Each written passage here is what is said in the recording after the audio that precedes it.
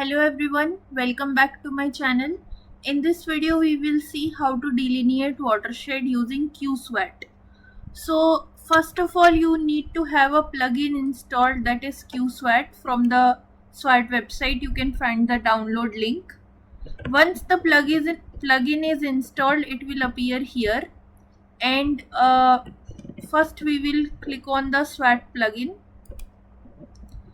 Then this window will appear. Here we need to create a new project, so click on new project, and then we do not want to save the current project, so we will discard. And we also need to give a path where we want to save our project files. So here I'll create a folder.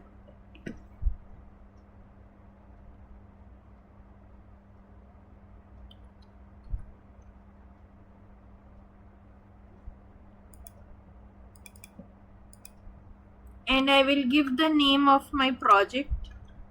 You can give any name.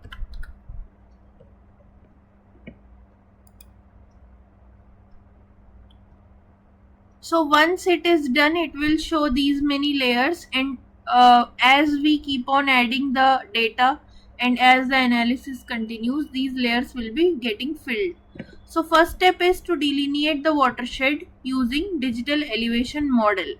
So in the previous video we have already seen how to create a DEM, a projected DEM. So for SWAT it is mandatory that all the raster layers should be in the projection coordinate system. So here our zone was UTM 43, so all the files, be it soil, LULC and DEM, all are in PCS system. So click on delineate watershed, and once you click on that you will find a dialog box where it is asking you to load your DEM.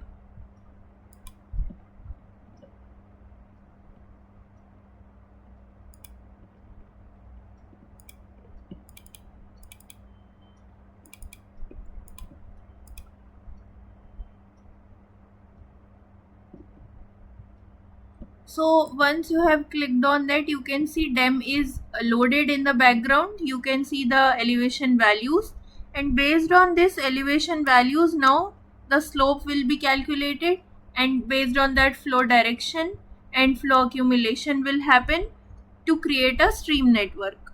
So if you already have a stream network for your study area, a shapefile of your drainage network, then you can provide that.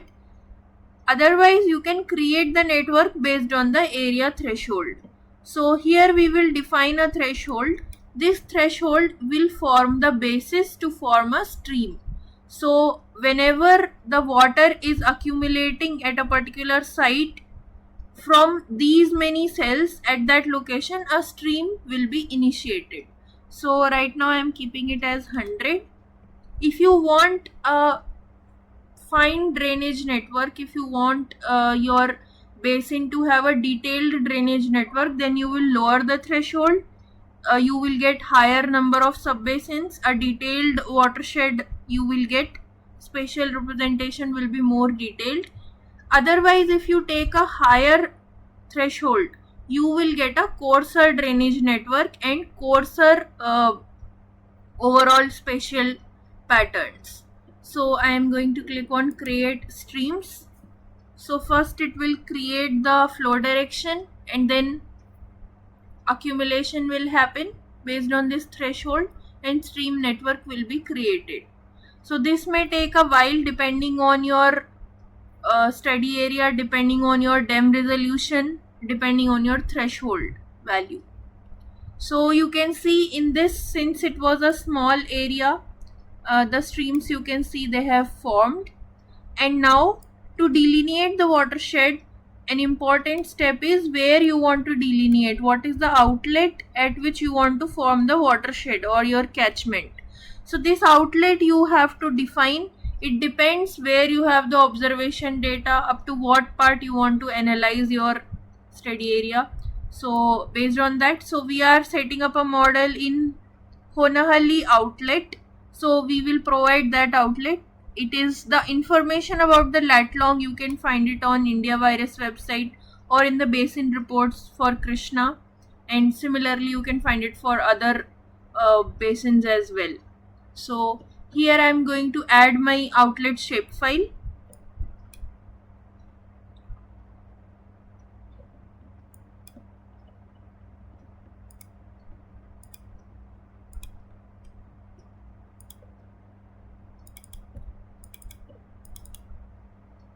So you need just the latitude and longitude and you can create the shapefile. So here is the outlet. This is the outlet that I am going to use to create an outlet for the SWAT model. But you can see that this is not on the mainstream network. So we need to provide the outlet. So we will go to the dialog box again and draw outlet. Here you have several options. You can provide reservoir, you can provide inlet if there is any other, if at this location let's say another watershed is draining, so then you can provide the inlet. And then if you have any any point source pollution, then also you can provide it. Any industry is discharging water, so the same thing can be provided. So I'll just click on that.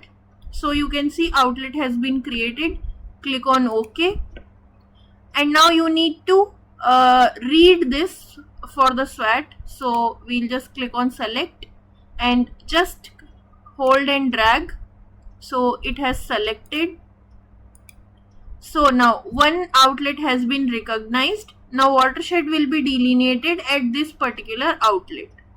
So here we need to be sure that we are selecting the right outlet, because the entire watershed will be created based on this main outlet.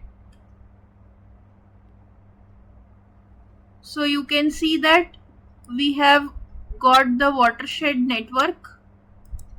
Just zoom to layer and you can see that basins have been created. I'll just turn off the background. So you can see watersheds have been created, sub-watersheds have been created, and at the outlet at each outlet point you have a watershed. So this is something that can be observed, and then just click OK.